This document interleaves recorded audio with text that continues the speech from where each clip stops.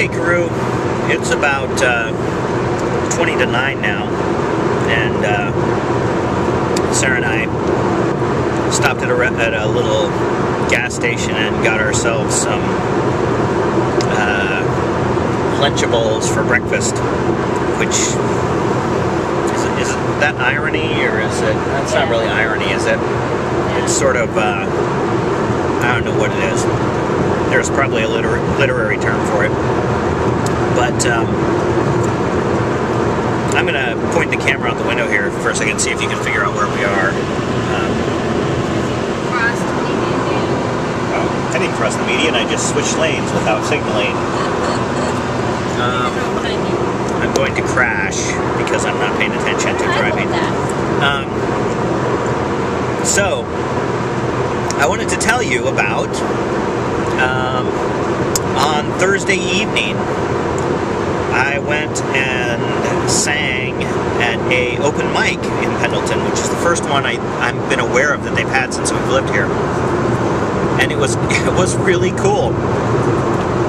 And so when I went there, I arrived at the open mic, and this guy I know, Carl, who's a wildlife biologist with the tribe. My arm's getting tired, so I'm going to move this around.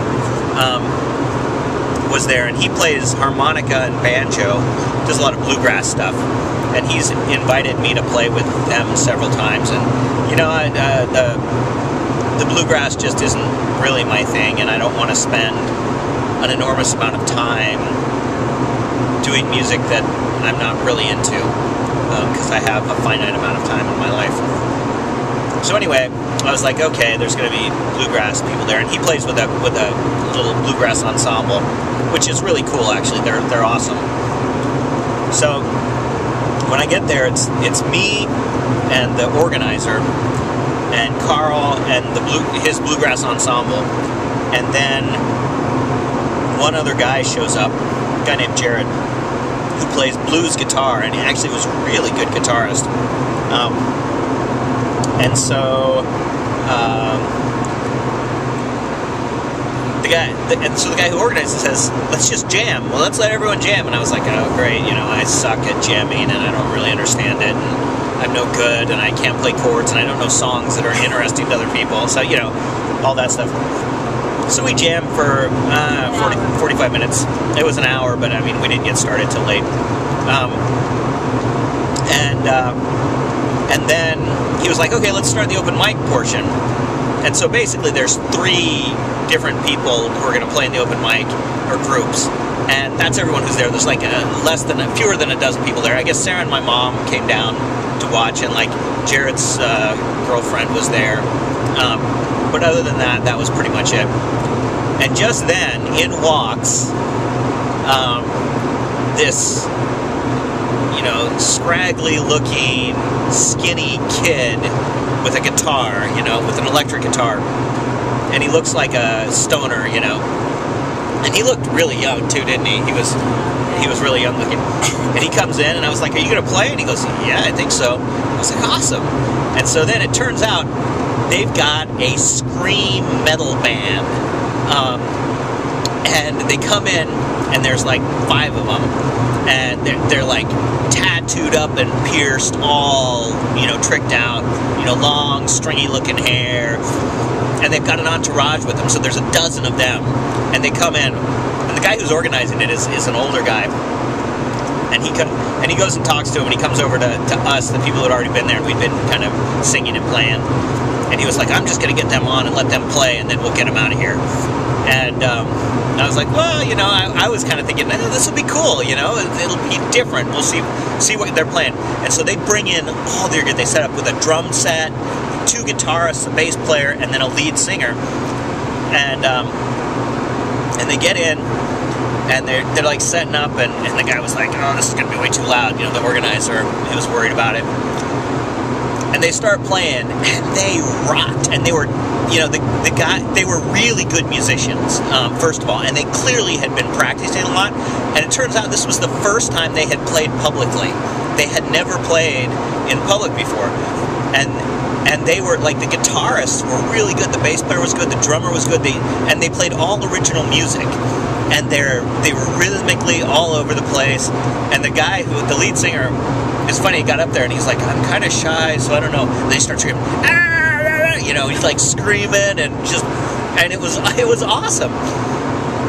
And so they played like 3 or 4 songs. The first 2 songs were really awesome, and then, you know, they got a little shaky on some of their later stuff. They weren't quite as tight on it, but it was great.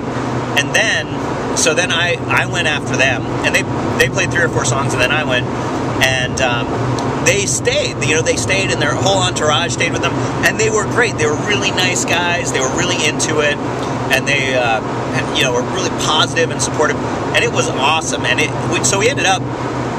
I went next, and I played My Haters song. I played Same Place, and then I played Semiotics of Love. Like the drummer for this band loved the song in 5/4 time, the Same Place. He thought it was really cool, and afterwards he was like, "Oh man, you give me all kinds of ideas for ways we can write new songs." So I thought that was cool, you know. Of course, he said nice things to me, so I'm a sucker for that. And then Jared went and he played some covers, and he got up there and he was like, I don't have any original stuff, but you know, he's an awesome guitarist, and he played songs that they all knew, all these rockers knew. I didn't know them, but they were really nice acoustic versions of kind of, they're not really, they're rock songs, but they're not, you know, heavy songs. And then so then after that, the funny thing is, then the bluegrass guys get up there, and the crazy thing is that, like, when Jared got up there, he said, you know, I had some stuff prepared, but I'm going to play some different stuff, you know, basically because these rockers had come in, and because I had played non-folk, I guess mine is kind of folk rock, I don't know how you would describe it, but, you know, more contemporary type stuff. And so he changed and played some more contemporary stuff. So then the bluegrass group gets up there and they're like, you know, and they were kind of like sheepish. They're like, we're going to play old stuff and blah, blah, blah. And the first song they played was a song called People Are Crazy, which is an old country western song. And it was an awesome song.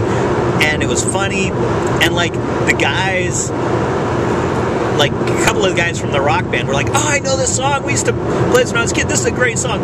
And so they ended up playing a few songs, and then at the very end, the bluegrass guys were like, okay, we're going to do Crawdad Hole, and we want everybody else to come up and play with us. And so the guys got up there with their guitars, and the drummer got up there, and it was really fun. And then at the end, they played a couple more songs that the rock guys did. But it was just awesome to have all those different people, and there weren't a lot of us, so there ended up being, I don't know, close to 20 people there, maybe a little bit more. It was just a really, really fun experience to get that group of people in the room together, and the, you know, the cool thing was that I started talking to Carl, the guy who plays banjo and harp, and he was like, and I was like, you know, look at, when they first started playing, I said, look at this guy, they're really good musicians. He was like, yeah, they are. And, you know, and he was really skeptical coming into it. So, anyway, it was an awesome experience, and I'm looking forward to playing again. And I don't know if I told you, but I think I'm going to play a show down at Great Pacific. I emailed the owner, and he said he was going to set up a show with singer-songwriters, and he would let me know sometime, probably in January or February. So that's my story, and I'm sticking to it. Until then, I'm still on the road, a little bit further from Pendleton, and I'm still dead.